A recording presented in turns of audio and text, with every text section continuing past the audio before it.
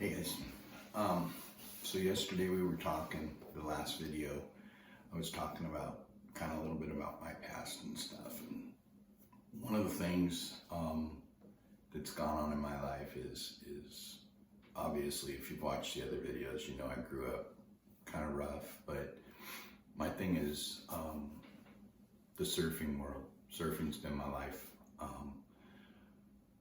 I live in Texas.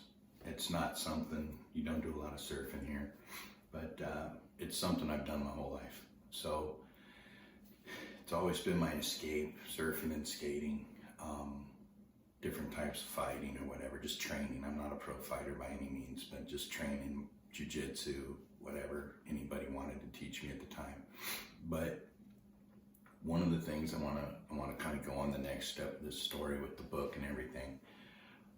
Reason I'm writing a book or wrote a book is because a lot of people that I've talked to have said, man, you got to write a book about these, and each one is individual stories. I don't tell everybody the whole book, but I hope that this touches somebody. I hope that it helps somebody through life and stuff and all the issues that we have and things that we go through. But when I got into surfing, man, it was my escape. It was where I was the most peaceful. It's where I belonged. The ocean was my healing.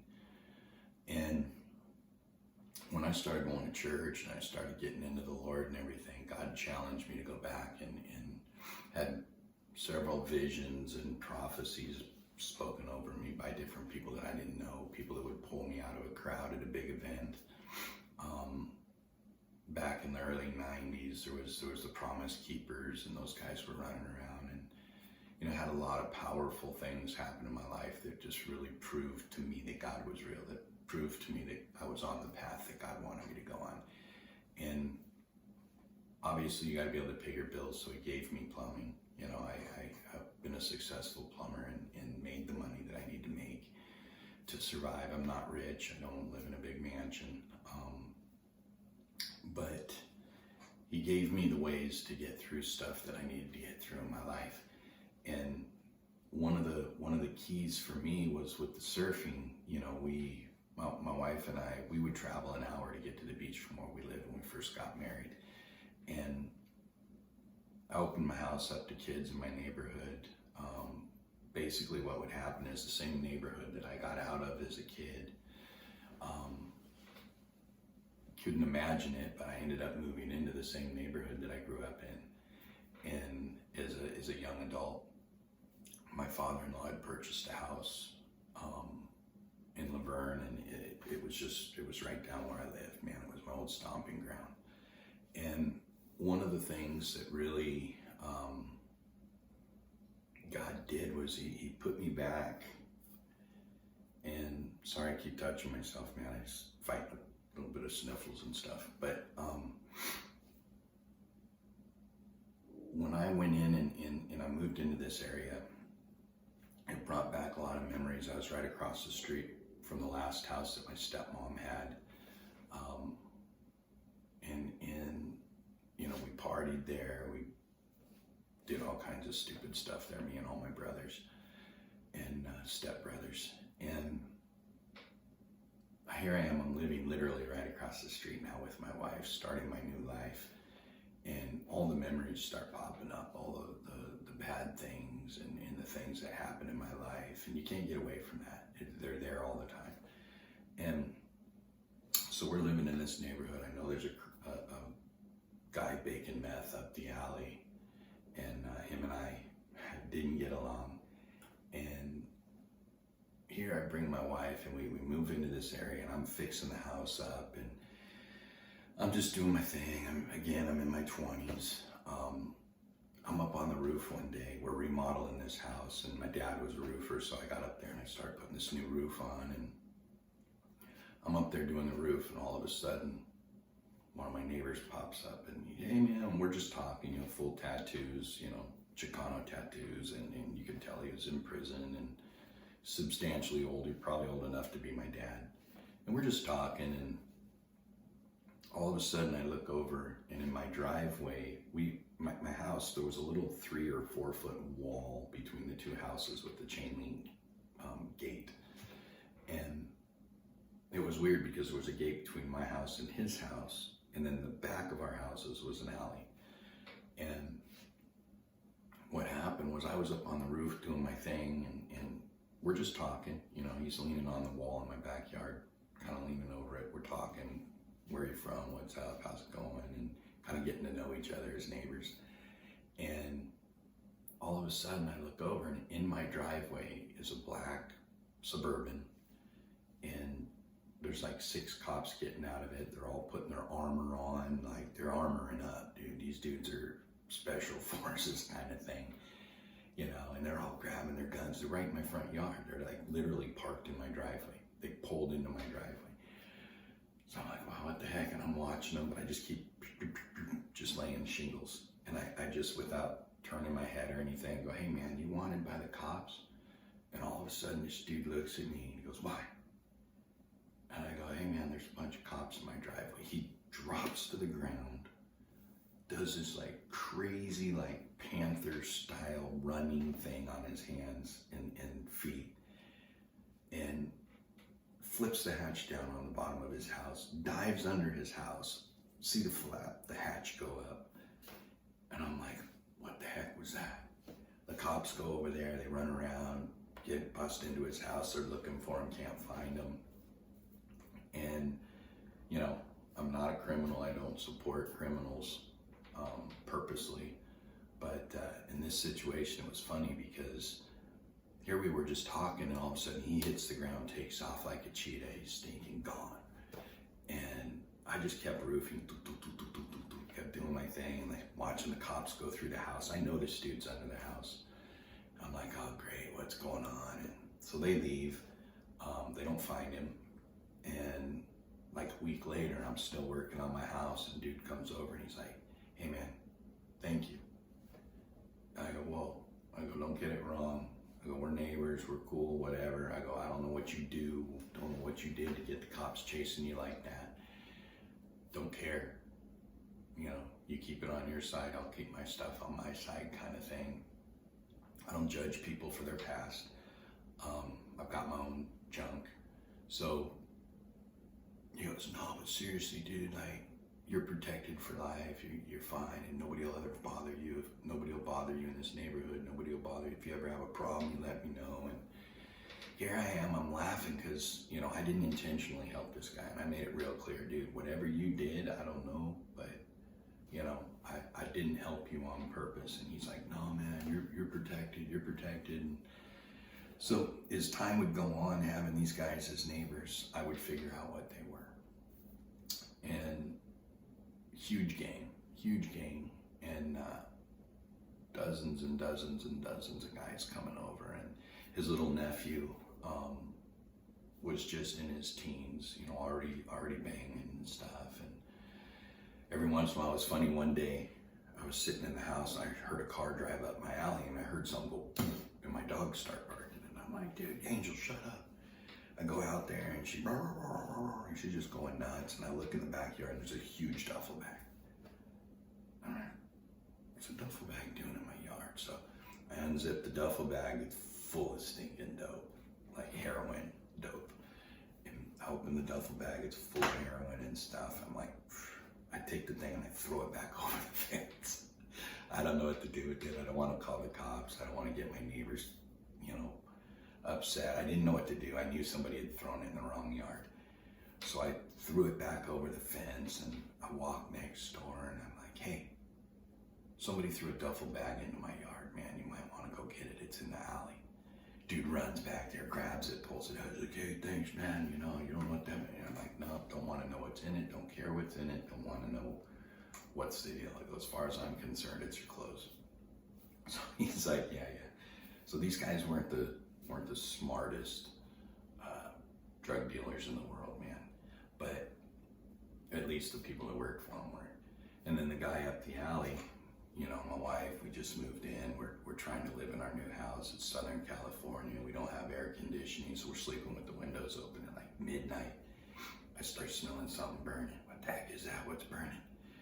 I go look out my kitchen window into the alley, and there's just black smoke going down the alley. And I'm like, that can smell like burning tires. I'm like, is that? So I jump up and I go down the street, and it's the guy that bakes meth down the street in his garage. He's got, I don't know, AC/DC, Black Sabbath, something just blaring. I go down there and knock on his garage. Bang, bang, bang. Hey, open the door, man. Go away, Joe. I don't want to talk to you. I'm busy. No, I need you to shut that thing down, man. You're killing me. You're killing my wife, dude. We're trying to sleep. He goes, I told you, man, leave me alone. So I keep beating on the door, you know, and I'm just standing there in shorts, no shoes, no shirt, beating on the door. He finally turns the radio down, and all of a sudden, the garage door slides open, and he comes lunging at me with a big old flat screwdriver.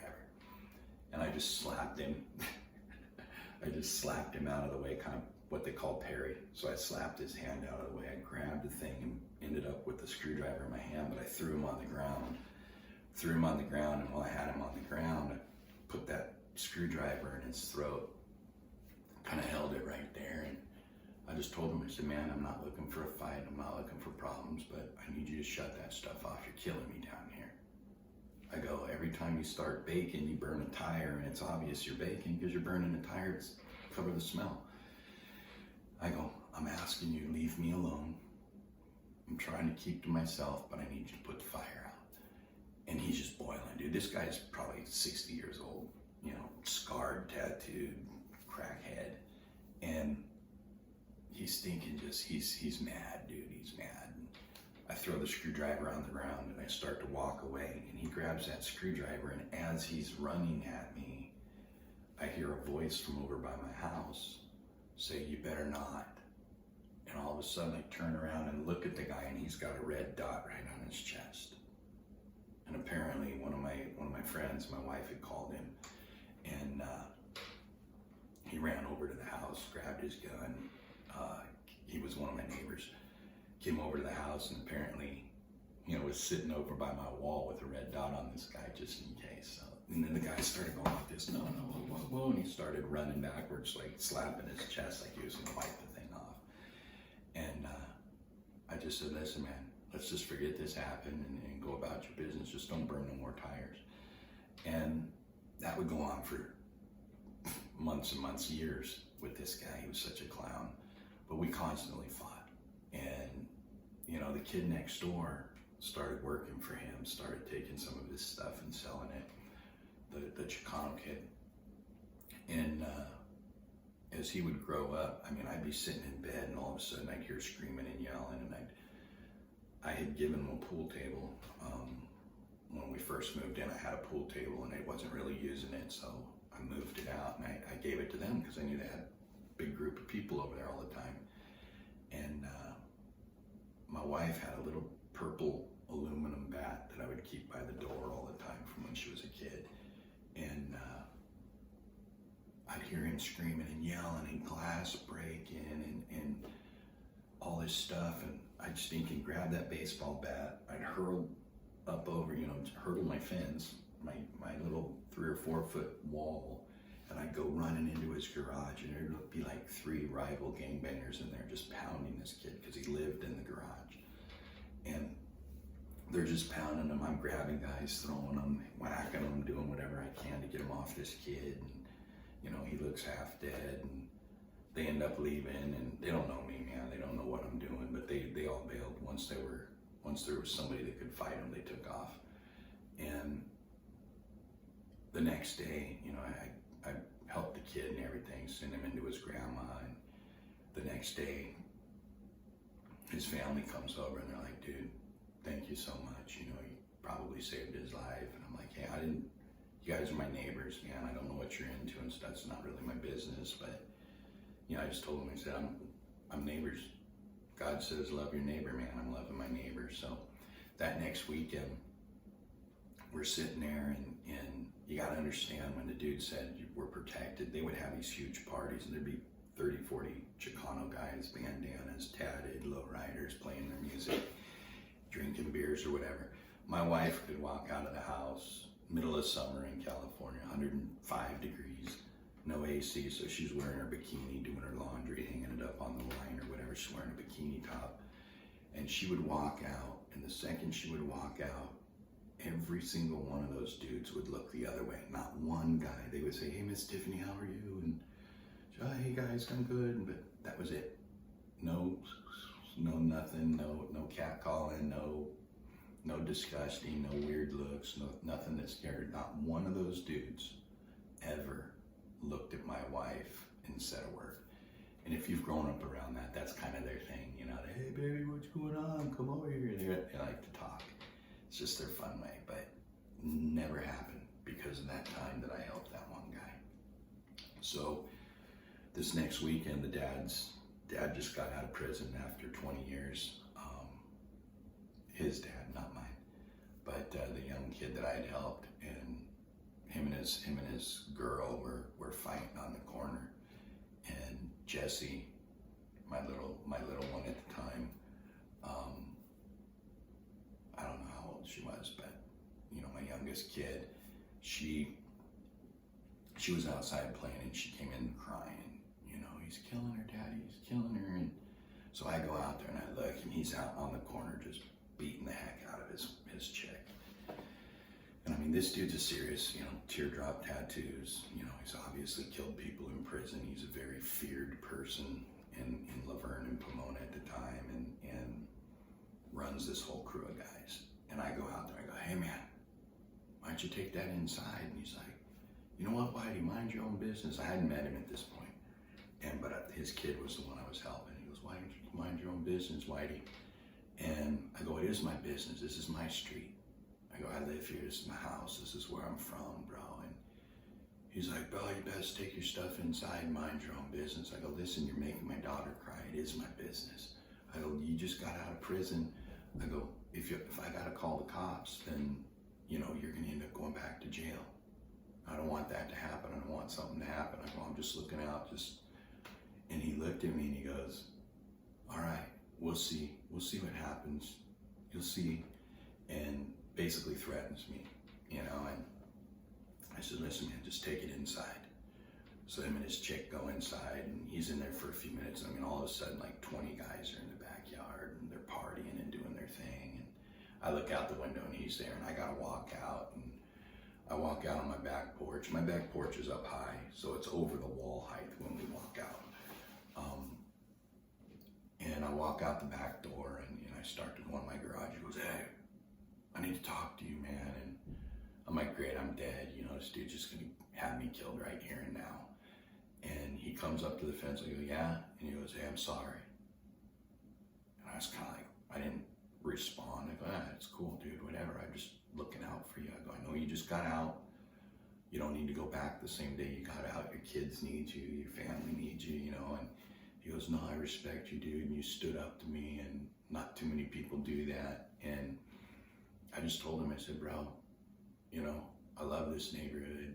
I don't get into people's business." I go, "I'm just trying to help you out, bro. It wasn't personal." And that's when he told me, he goes, "Well, I appreciate everything you've done for my family while you've been here, and my kids. I hear about you all the time. You and your wife are great people. And again, you know, here I got the leader of this huge gang." And he's like, you'll be safe for the rest of your life, dude. Nobody will ever bother you. Your house will never be broken into." And it was crazy. You know, it was a crazy situation for us, but not once. Now, the guy that I first met a year or so later would come knocking. I was trying to be a good example of Christ. I was trying to be the right kind of person in this neighborhood, but I had my run-ins. I had my fights with some of the neighbors, and all of a sudden, it's like 2 a.m. My door, boom, boom, boom, boom, boom. I wake up, I'm like, "What the heck is that?" Boom, boom, "Joe, come out here, I gotta talk to you, man." Boom, boom, boom, on my door. And so I jump up, I'm in my boxers, I grab the baseball bat, I look out the window, and it's that dude, full tats, face tattoos, but he's high as a kite. He's got a huge Bowie knife in his hand. And I'm like, all right. So I tell my wife, "Stay in the house, lock the door. I'm gonna go out there and talk to this dude." So I walk outside. I'm literally in my boxers, man. I'm sleeping. So I go outside, and she locks the door and gets on the phone with my friend, and one of my friends that was a cop, and she's like, "I don't know what's gonna happen." And so I go out there, and the dude just sits on my porch and starts crying. And he's like, dude, I need what you got. And, I don't understand why my life can't get put together. I've been in prison my whole life, and I'm trying to get out of this thing, and I can't. And all of a sudden, I realize, I'm like, what do you mean you want what I got? You guys got a house. I don't got nothing special. He goes, no, I want what you have with God. I'm like, all of a sudden, I got the chills. I stopped. I'm like, dude, this guy, what do you... And he's like, I want what you have, dude. I want your joy. I want your happiness. I want your lack of fear in life. You're never afraid, and all this stuff. And he's just crying. And here this cold-blooded killer is on my porch. He puts his knife down, because I asked him, why'd you bring a knife? He's like, I'm going to kill myself. And I'm like, not with a knife, dude. You're not going to do that. Like, put that thing down. And I talked him down, and we sat out there. And long story short, his life was falling apart. He couldn't figure out how to live outside of prison. He had been in prison his whole life, and things just weren't working for him. I told him, I said, you got to change, man. You got to change the people you hang with in the group, and get a job. You try to live an honest life. And craziest thing, I ended up leading this guy to the Lord, and he was just bawling, just sitting on my porch bawling when he accepted the Lord. And he disappeared for weeks. He disappeared. All of a sudden, he comes back to my house. Dude, he's clean. He's wearing nice clothes. I'm like, dude, what happened, man? Where you been? And he had just come over to hang out with his parents next door. And he goes, bro, that night when you prayed for me, I went home. I went back to Pomona, and he goes, just had a crazy night. It's like God showed up, spoke to me, told me I needed to change my life, and all these things. And he goes, I'm out. Like, I got out of this whole scene. I got a job. My girl cleaned up too, so we're living clean right now. And I was so excited for the dude. I was just like, and after that, I never saw him again. Never saw him at the house again. Never really talked to him. But shortly after that, his nephew, the youngest one that I was helping all the time that was getting beat up, him and his sister would come over to my house for these weekly Bible studies I had with all the street kids, all the different people that we met. And they started coming over, and both of them had given their lives to the Lord. And I don't know where they're at today, as far as where their lives ended up, but it was so cool to see the transformation in that family, just because they were looking at the way that I lived my life. But I also wasn't judging them. I wasn't out there telling them, hey, don't do this, don't do that, you're a horrible person, you're going to hell, you're doing this. I was just honest with them. When they came to me with a problem, I'd tell them, hey man, that's your fault. You're living this lifestyle. That's part of the lifestyle. You can't be a drug dealer and expect to live to be 80 years old and happy in your mansion. It doesn't happen. You don't know too many people like that. Same thing with gangbanging, man. When you're out there gangbanging, it's not your intention to live a long life. People look at that like it's family. You know what you got to do, and it's a rough life to live. And people that don't live in that lifestyle, people don't understand it. But being around it, I've seen it so many times. And I talked in one of the other videos about how during the Rodney King riot times, I went down to this house, man, and I actually led a drug dealer to the Lord, or back to the Lord, that was part of the youth ministry when I got saved. He was the youth pastor at the church that I got saved in. And here we are 10 years later, and he's one of the biggest drug dealers in the valley. And I started talking to him, and he saw a tattoo that I have on my hand, and he's like, dude, you a Christian? I go, yeah, man. And we started talking. He goes, yeah, I used to be too. I'm like, what do you mean you used to be? And I go, you're just having a hard time. Nobody used to be anything. I go, you either are or you aren't, man, but still. And he kind of started tearing up. He goes, bro, I used to be a youth pastor. And I go, no way, I recognize this guy. I just didn't know from where. And I told him, I said, bro, you were the youth pastor when I got saved. And he goes, yeah. He goes, I got a girl pregnant in my youth group, fell in love with her and got pregnant. I was so ashamed of myself, I left. And I never came back to God. I never went back to church. And here he was, a drug dealer. His brother and his wife were picking up $60,000 worth of dope in LA while I was cleaning this dude's septic system. And you know, that's the same place where when I pulled in, there was 5 gangbangers with AK-47s and whatnot sitting on the porch. And the guy's like, "Don't get out of your car, dude. Pull in the gate." And he had this big 8-foot wall basically with an electric gate. And I pulled in his gate and the gate closed. He goes, "Yeah, they'll steal your truck as soon as you get out of it." And my friend had come out before I left and put a gun on my lap. And he said, "There's no marks on it. Serial numbers have been filed. If you're going to work today, I want you to take this with you so you don't," because they were killing guys all over the place, especially white guys, because Rodney King, that whole beef. And Pomona was pretty rowdy at that particular day, at that particular time. It was really high risk. But I felt like I wanted to go. And here I am, right in the middle of Pomona, heaviest area. And I got this drug dealer dude, and he's crying, and he's telling me how he backslid and all this stuff. And his sister and his wife and his brother pull in, and you know, he's crying. They're like, "What's up?" He's like, "Oh, this is so and so." And all of a sudden, I got all 3 of these guys on their knees, praying a prayer with me, changing their lives, and we all hugged and kissed, and they told me how much they appreciated me, and they were so excited, and "Thanks for coming," blah, blah, blah. And I start to pull out the gate, and when the gate opens, all of the 5 gangbangers that were on the porch when I pulled up that were giving me stink eye, all 5 of those guys set their guns down and just started clapping. And they understood what had happened. They watched the whole thing from over the fence, because you could see over their fence from their porch. And that changed me that day. Because, you know, we live in fear. We live in this, "Oh, what is this guy going to do? That guy going to do?"